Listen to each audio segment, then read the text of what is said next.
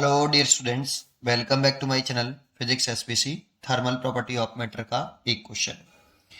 Water falls from height 500 metre.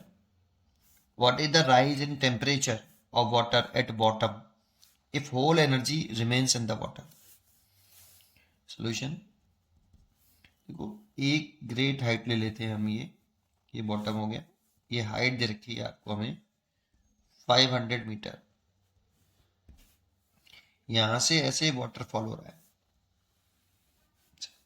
मान लो जो waterfall हो रहा है उसका मास m है। लेट कर लो ये, ठीक है।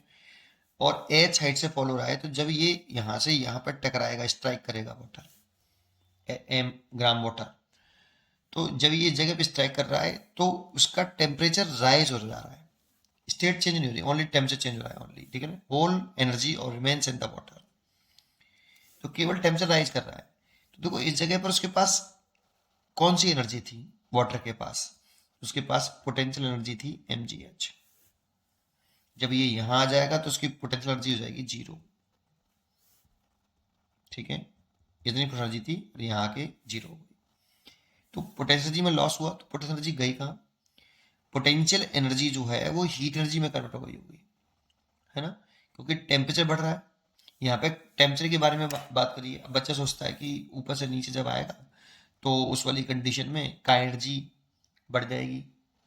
तो यहाँ पर क्वेश्चन ये है डाटा के अकॉर्डिंग कि जब ये वाटरफॉल हो तो इसकी हीट एनर्जी बढ़नी चाहिए। तो जो पोटेंशियल एनर्जी में लॉस हो रहा है वो हीट एनर्जी में कन्वर्ट हो रहा है इस जगह पर। इसीलिए loss of potential energy equal to gain of heat of energy. तो इसलिए mgh हीट एनर्जी के बराबर होगा। और हीट एनर्जी जब टेम्परेचर बढ़ रहा होता है तो हीट एनर्जी होती है m into specific heat of water into delta T.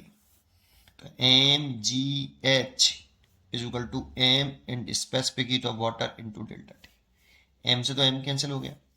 g की वैल्यू अगर 9.8 क्वेश्चन में गिवन नहीं तो 9.8 ले लें, और h की वैल्यू 500, क्योंकि ये एसआई सिस्टम में लिया है बेटा, मीटर में लिया है। g की वैल्यू 9.8 मीटर पर सेकेंड स्क्वायर में लिया है। अब हम स्पेसिफिक हीट में गलती कर देते हैं यहाँ रखने में। स्पेसिफिक हीट जो होती है वाटर की वो 1 कैलोरी पर ग्राम डिग्री सेल्सियस ये होती है, लेकिन इसे जूल में और जूल पर किलोग्राम डिग्री सेल्सियस में कन्वर्ट कर लेना चाहिए हमें, क्योंकि हम डाटा यहाँ पे ऐसा सिस्टम में पुट कर रहे हैं।